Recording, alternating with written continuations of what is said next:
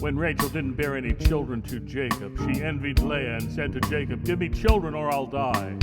His anger was aroused with Rachel and said to her, "Am I in the place of God, who has withheld from you a child?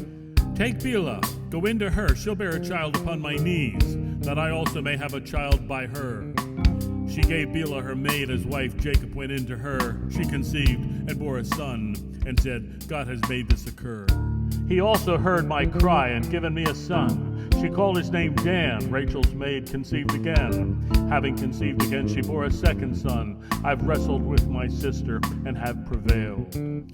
She called his name Naphtali, and then she stopped bearing. She took Zilpah, her maid, and gave her to Jacob as wife. Leah's maid Zilpah bore Jacob a second son. Then Leah called his name Gad, for a troop has come. Leah's maid Zilpah bore Jacob a second son. Leah said, "I'm happy now, for the daughters will call me blessed." Reuben found mandrakes, brought them to his mother. Reuben went out seeking mandrakes in the day of harvest. Rachel said to Leah, "Please give me of your mandrakes." She said, "It's a small matter that you've taken away my husband. Would you take away my son's mandrake, so he'll lie with you tonight?" When Jacob came out of the field, Leah went to him and said, "You must come in to me, for I have hired you with mandrakes." He lay with her that night, and God listened to Leah. She conceived and said, "God has given me my wages. I've given my maid to my husband." So she called his name Issachar. Leah conceived again and bore Jacob a sixth son. "God has endowed me now, my husband will dwell with me, because I've borne him 6 sons." So he called his name Zebulun.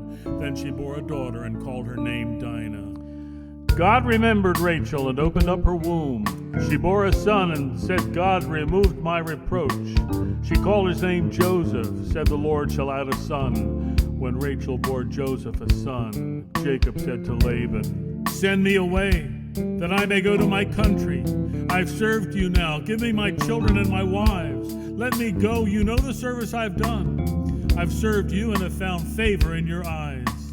The Lord has blessed me for your sake." He said, "Name your wages, name the amount. You know how I've served you, you and your livestock. I've made you increase. Just do a head count.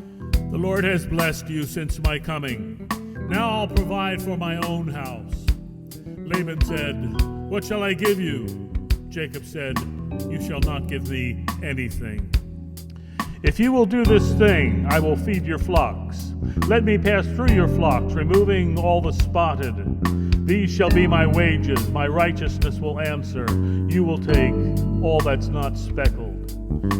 Laban said that it would be good according to your word. So he removed that day the male goats that were speckled, all the female goats that were speckled and spotted, and every one that had some white in it. He took all the brown ones among the lambs, put them in the hands of his sons, putting a 3-day journey between himself and Jacob fed the rest of Laban's flock. Jacob took rods of green poplar and the almond tree, peeled white stripe, exposed the white in the rods. The rods that he peeled he set before the sheep in watering troughs where the flocks came to drink. They conceived when they drank, both four speckled and streaked.